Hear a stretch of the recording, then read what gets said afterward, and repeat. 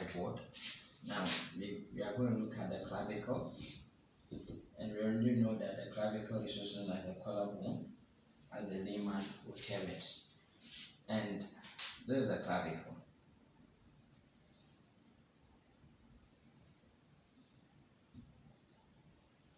So as you've already seen, the clavicle has two ends. It has a medial end, and then it has a lateral end. And what we get to know is that the medial end is rounded, and as we move to the lateral end, it flattens. Now we've seen that the clavicle presents with a medial 2/3 aspect and a lateral 1/3 portion. Therefore, assuming this is the meeting place of the medial 2/3 end and lateral 1/3 end, clinically, this is where most fractures tend to occur. So fractures of the clavicle tend to occur at the meeting point.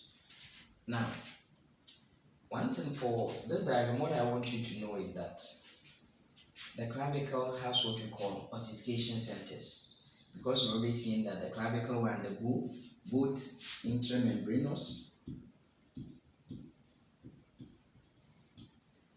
and endochondral ossification.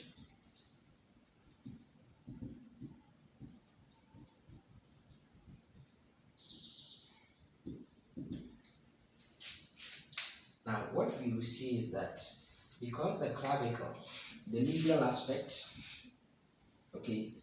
is a bit rounded and therefore assumes most of the features of a long bone, it is just the medial, let's say this way, which undergoes what we call endochondral ossification. Now, majority of the shaft undergoes intramembranous ossification.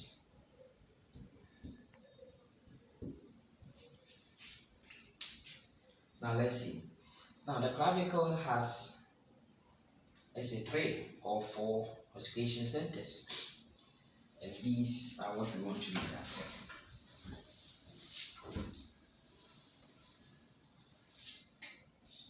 It has 2 primary ossification centers,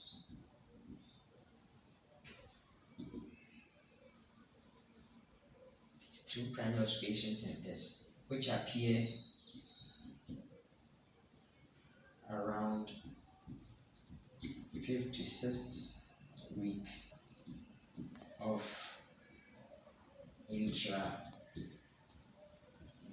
life. In utero situation, at the stage of an embryo, we have what we call the appearance of the 2 primary centers of ossification. Now, there is one secondary center, which is at the medial end, and this secondary center is, so one secondary center,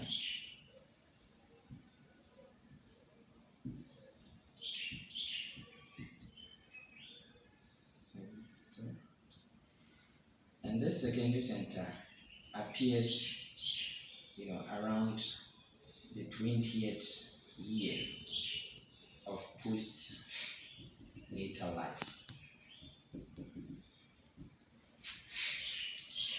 Now, what happens is that, so we've already seen that the clavicle can have 3 or 4 ossification centers. 2 primary ossification centers, which appear around 5th to 6th week of intrauterine life, and they will fuse around get fused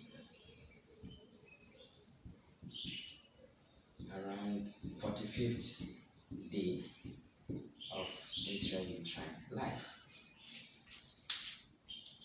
Now, for the one secondary center at the medial end, that one appears around the 20th year of postnatal life and fuses with the rest of the shafts by the 25th year of course, postnatal life.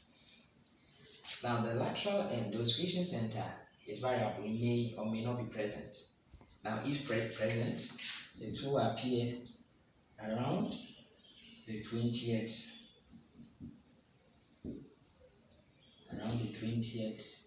year of postnatal life,